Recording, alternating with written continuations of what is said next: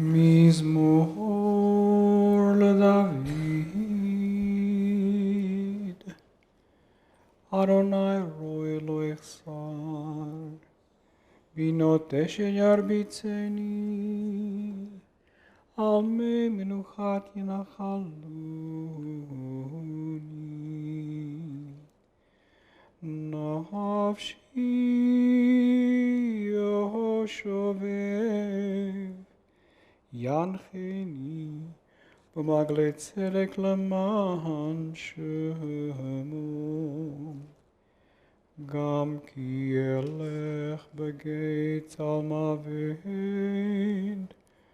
לא ירא רע כי אתה עמדי. שבטך ומנשנתך המה ינחמוני.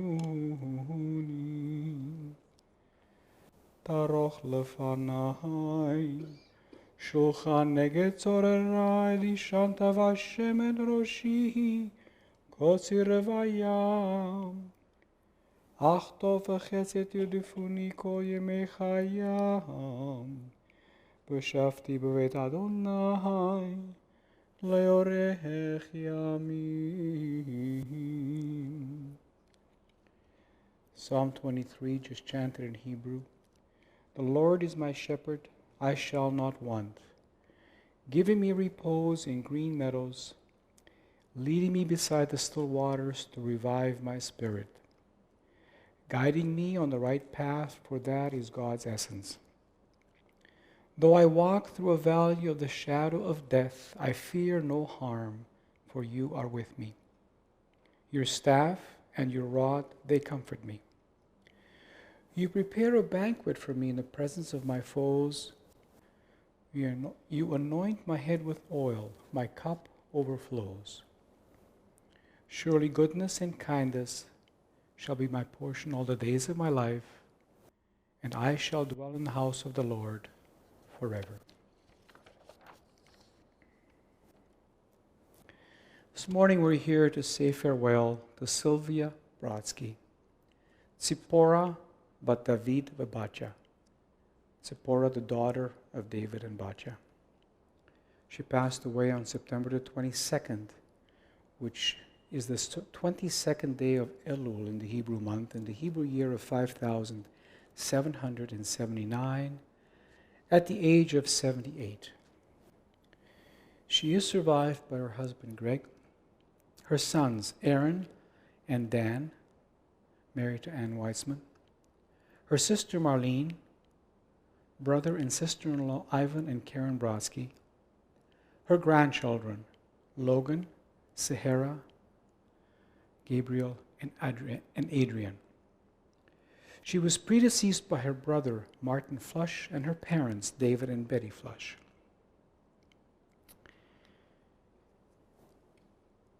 To deliver a eulogy in Judaism is considered to be one of the highest mitzvot, good deeds that you can do, that we can do. And the reason for that is that the person that you are eulogizing is not here to thank you. So we are very fortunate this morning that 3 members of her family who are going to come up here and introduce themselves, come on up, will speak and give us their memory of her, who she was. There's water there as well. Good morning, and thank you all for joining us. My brother Aaron and my son Gabriel are up on the bima with me, and I'll say a few words, and so will they. Who are you? I'm Daniel Brodsky. Thank you. Most people are here have known me so long that they know me better as Danny. My mom, when she passed away, was 78 years old. She was born on March 12th, 1941. She's always lived in Winnipeg. When she was in elementary school, she went to William White School.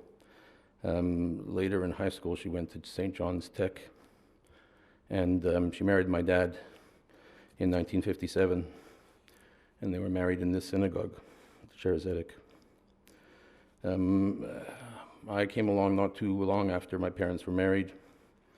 When I came along, my dad was still in high school. My mom, in order to make ends meet, went to work right away. No maternity leave. At first, she worked in a laundry in conditions that weren't very good for young women in the day. Unfortunately, when my dad started going to law school, my mom was able to secure a job as a librarian at the Elizabeth Defoe Library at the University of Manitoba, and worked her way up to be a reference librarian, where she worked most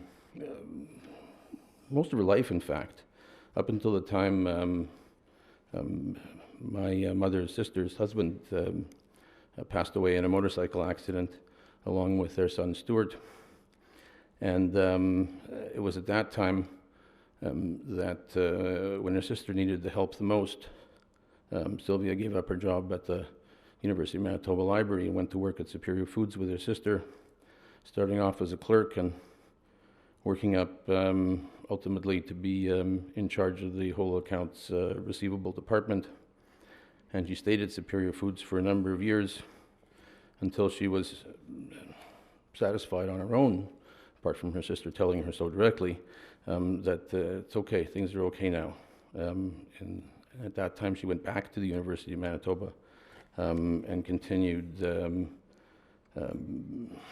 on as a librarian for many years.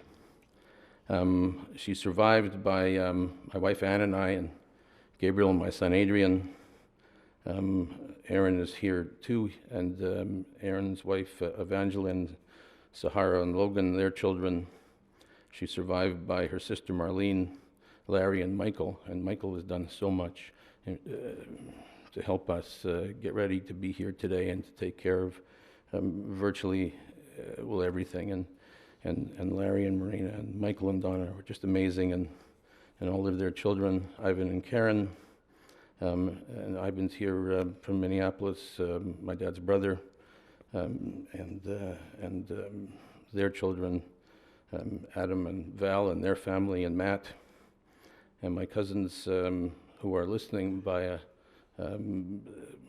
audio telecast, Renee, Charlene, Elizabeth, Tanya, and each of their respective families. If I was going to think of 3 things to tell you about my mother, I would tell you that in thinking about what to say and in talking about the people about what to say today, 3 things came through. Her love of family and fierce protection of us, her sense of humor that most of you know very well, and the partnership that she had with my dad and her family that goes with that love of family and protection. And to get a sense of that, just a couple of things. At the Simpkin Center, we as a family, where my mother spent her last days, received kind of a complaint. Not so much a complaint as a request, and that was because my dad, who came to see my mom virtually every day at the center, was at the center just like he was at home when I used to come to visit, and there they were sitting and watching CNN or some other news program, cuddled up together on the couch. The people at the Simpkin Center said, that hugging and that kissing when you come, can you just tone it down a bit, because it makes the others either jealous or feel a little bit uncomfortable. My mother had such a bond with us in the family that I can think of one time I'd been visiting Israel. I got food poisoning and had to come home. I didn't tell anybody I was coming home. Didn't say a word. And I got off the plane, and my mother never, still to this day, I never found out how my mother found out, but there she was at the airport to take me home. And in terms of protection, I was talking to my brother about this morning. I can think of a time back one Halloween when my brother wasn't very tall. I came home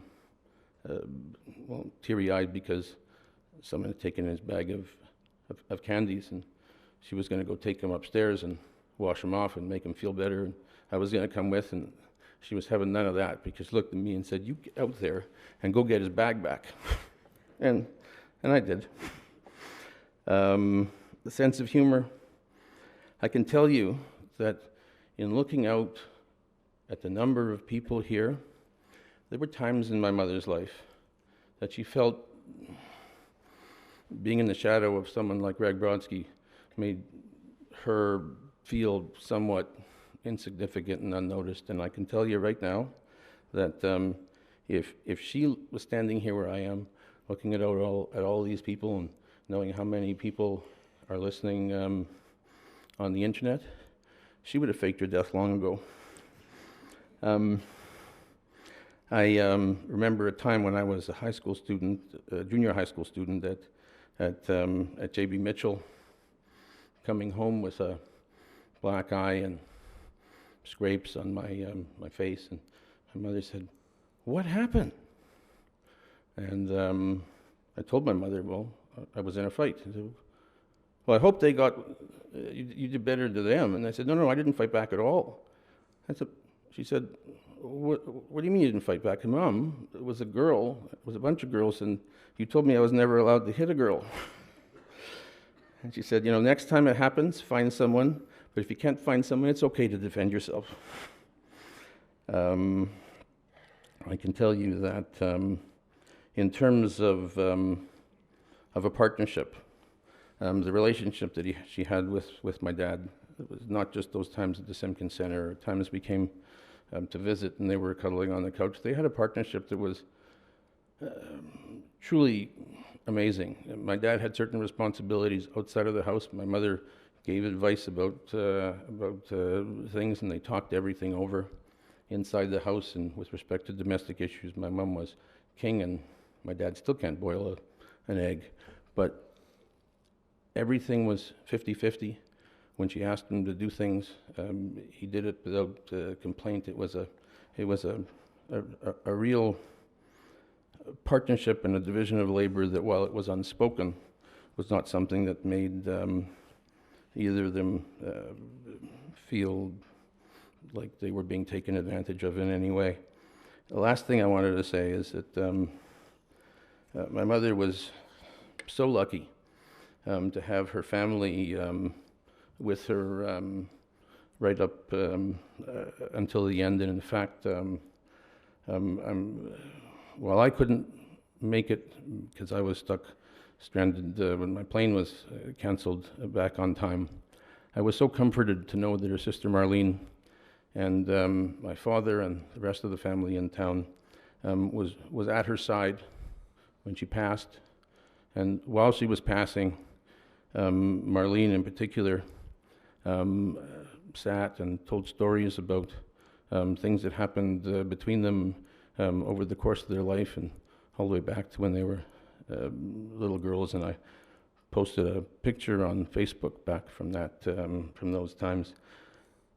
But even though she couldn't speak back, I knew she heard Marlene, and that was really important, because I can tell you that my mom was very grateful to all the people at the Simpkin Center, and she was comforted and taken care of, but she really wanted to be home.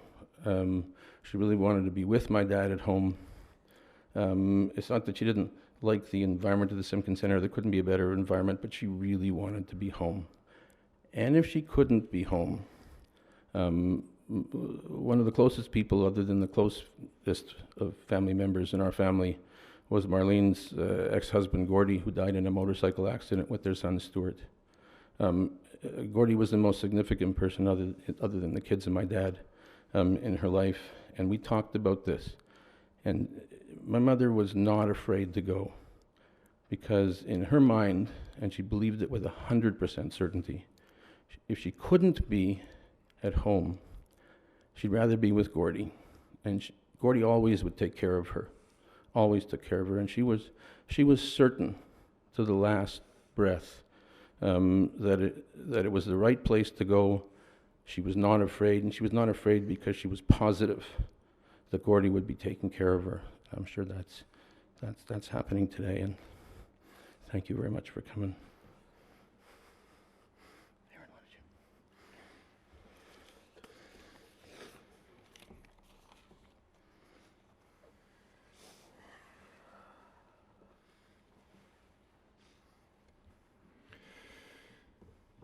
My mom and I had a very special relationship, and I don't think most people understood the kind of relationship that we had. I think there are only two people in the world who really knew her, and that's myself and my dad. I usually leave the public speaking to the lawyers. So my first instinct was to ask my big brother, what am I supposed to say?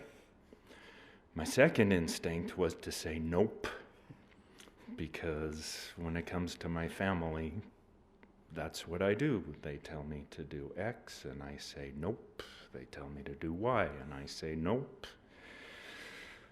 And the reason I say nope was because Dan told me that I should think of a couple of things to talk about with my mom, a couple of memories, maybe look through some photo albums and remember some times, but you just can't describe a person's whole life based on a couple of memories. It's the small things, it's the daily things, it's the talks, it's the phone calls, it's the hugs and the kisses. Yes, my mom supported her family. She was like a mother bear, and when it came to her family, we were her cubs, and don't mess with the mama bear. I'm sure everyone in this room has faced that mother bear at one point or another. But I am going to tell one memory that I have that goes to my contrary nature. And that was when I was still living at home. And I can tell you that my mom is one of the most intelligent, thoughtful, artistic, creative people that most people have never seen. And I was trying to think, put it into some context, how this made any sense. I've spent most of my career working in and around the U.S. military, and I have an unbelievable respect for the families of the soldiers, what they have to go through to support their soldier. The soldier trains, they fight, they come home. They train, they fight, they come home.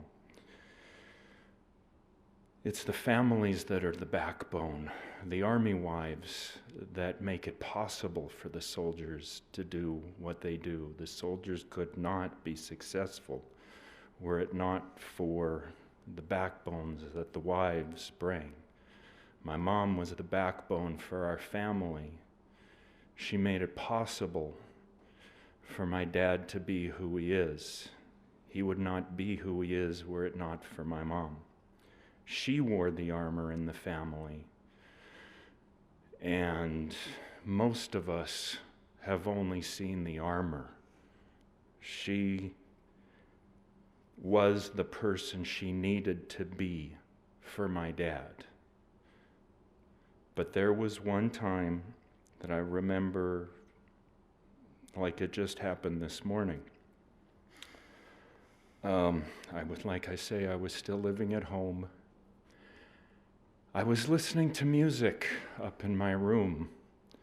I was listening to a Bruce Springsteen song that had just come out, Born in the USA.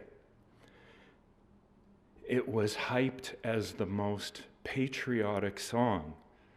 Bruce Springsteen is the most patriotic artist.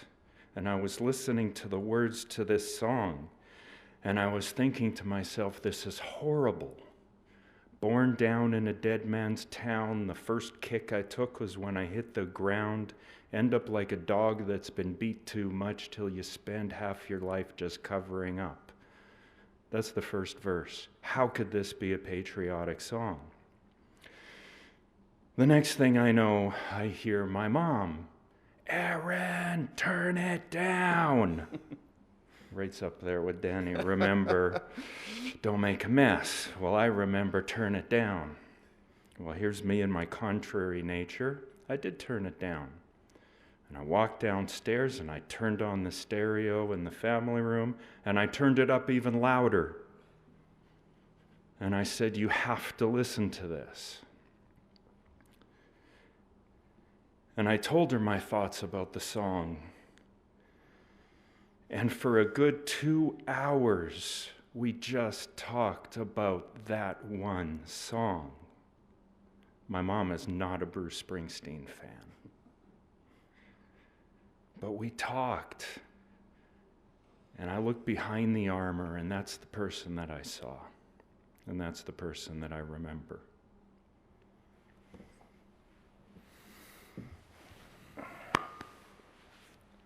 Gabriel? What do you want to say? Just say what I said. Just talk about. My grandmother was, I'm Gabriel, Dan's son.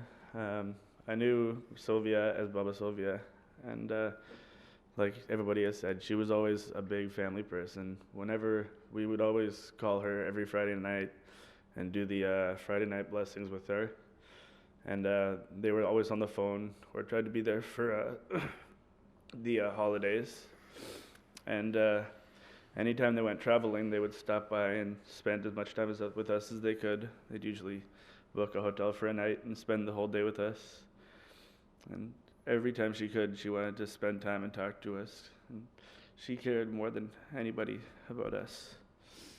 Thank you. Thank you very much. Thank you very much,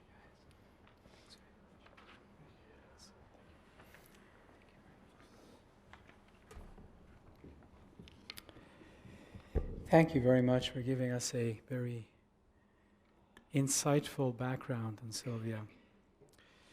Michael and I met a couple of days ago. I forgot to ask your name. That's why I'm glad they mentioned your name so I could remember who you were. In discussing who she was with Michael, there was a couple of things that stood out for me. First of all, many of you might know, some of you may not, she had a tremendously successful green thumb. Michael described her plants, when you walked in where she was with her plants, like a jungle. Maybe sometimes even better than a jungle. And the other part of her that I did not know, and you may know or may not, is that she was an absolute passionate person about dogs. What did you say? A whole wall is full of trophies and rewards and ribbons of dogs that won competition. So when you look behind the armor that was described, you have this person that has a green thumb. I do not. So there's something special at someone who could actually grow things as successful as she did. And the second part resonated with me. My father raised dogs, bred dogs before we came to Canada. And he had that touch as well. Very successful. So immediately when you said that, someone who can have that kind of relationship with dogs that are man's and woman's best friend is very, very special. Again, looking behind the armor. But I want to address the armor because that really resonated with me as well. Now, Rabbi Leibel does this all the time, and this is my first attempt at it. He looks at the Hebrew name and he does some research to see if there is a connection between the Hebrew name and the characteristics that you've talked about. And it's interesting when I started doing some research on the word Tzipora, the name Tzipora. I did not know, well, I should have known, that Tzipora was the first wife of Moses. She was the daughter of Ruel, Jethro, a Midianite priest. We do not know much about Zipporah from the Bible, except that she had 6 sisters. They remained unnamed. This is in Exodus chapter 2, verse 21. She would give birth to her sons Gershon and Eliezer. Now you talk about a key role, someone who was very supportive. There's this, they call it an enigmatic scene in the Torah. And God seeks to put Moses to death. Again, it's in Exodus chapter 4, verse 25. Now, Zipporah in this scene takes a flint, circumcises Gershom, and calls her husband a blood groom. And apparently that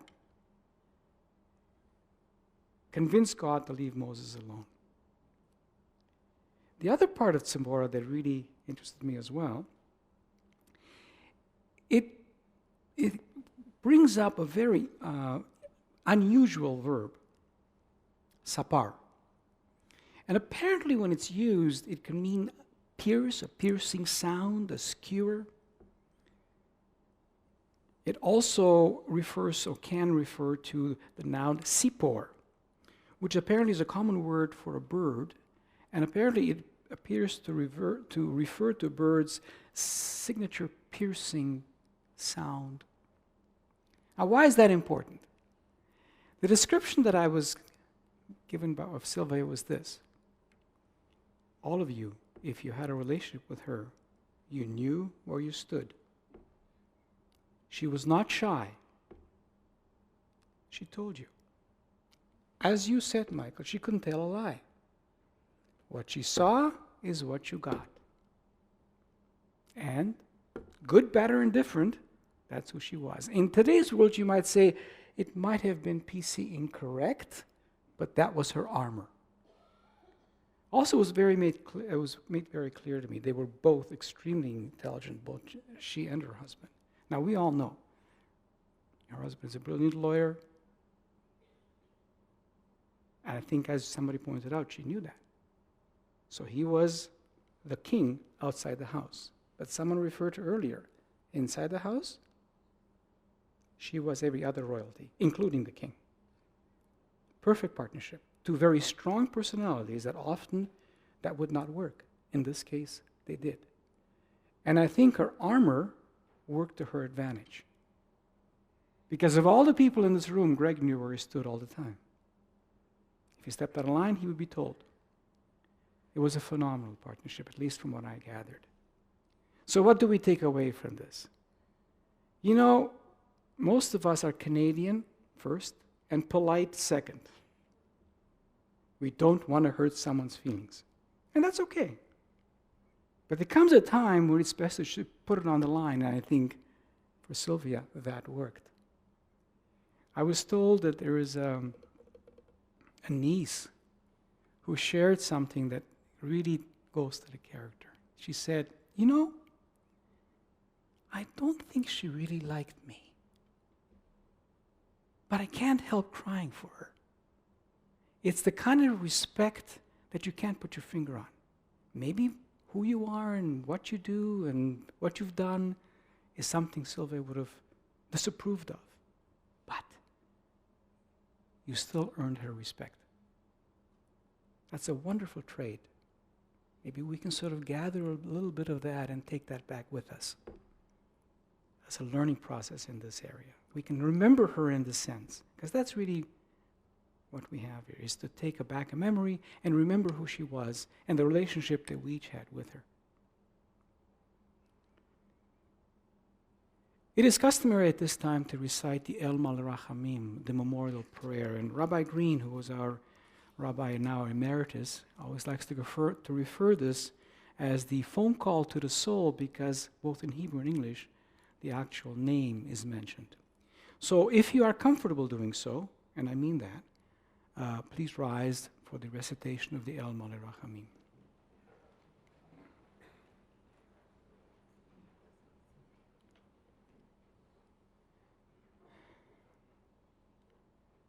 El Malrachamim. שוכן במרומים,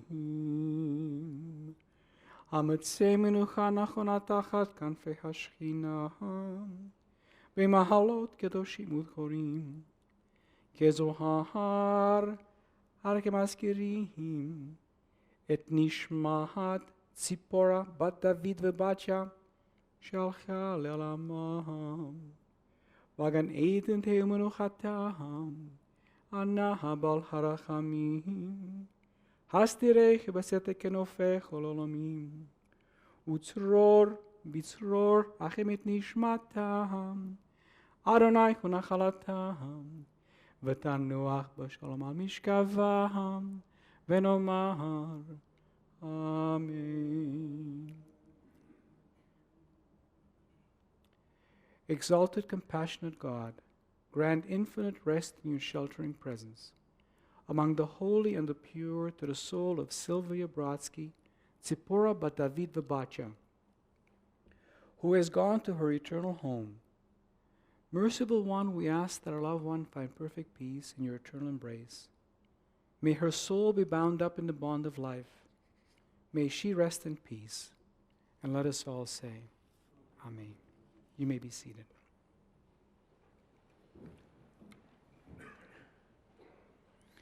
At this time, I'd like to ask the pallbearers to take their place beside Sylvia.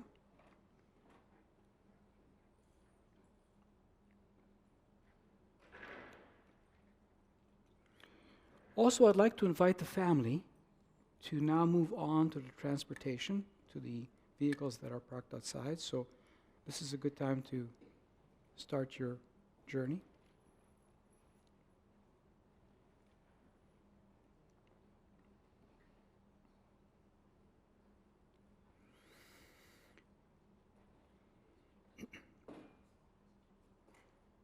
So as they're preparing to leave, I'd like to share the following information with you.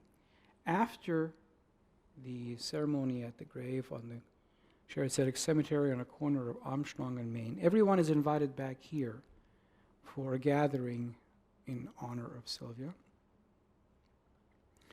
And when we get back here, just before we do that, those of you who are intending to follow us to the cemetery, there are a couple of things I'd like to remind you of. First of all, put your flashing lights on. It's very, very important. Make sure they're on. And the second thing is even more important. Please observe all traffic lights. We no longer get a free pass through a red light. We will wait at the cemetery until everyone's there. It is on the corner of Armstrong and Main. So observe all traffic lights as you get from here to there. The last request I have is for everyone else. When we return here for the gathering and the meal that we have afterwards, you know, in the liturgy that we're told when you're mourning, when you come back from the cemetery, you're supposed to sit down and have something to eat, even though you may not feel like it. It's important to keep nourishment up, to keep your physical strength, to help you with your emotional difficulties at the time. So when we come back here and you see there's food and there's a table usually with a reserved sign for the family, it was so touching to see so many of you come up here and pass your condolences on to the family. And that often that continues when we come back from the cemetery, and the family could be sitting there or standing there for quite a while before they even have a cup of coffee. So I'd like to invite all of us, when we come back here, make sure the family is seated first, has a cup of coffee and something to eat, and of course then pass on your condolences. That's extremely important as well, and I think they would appreciate it, but let's look after them first. Now, as far as Shiva is concerned, it is a private Shiva. The family, I believe, is going to attempt to be here in the mornings. Our services are at 7:30 this morning. Because of the high holidays, which start on Sunday evening, Shiva is over Sunday morning. It ends as soon as the high holidays begin.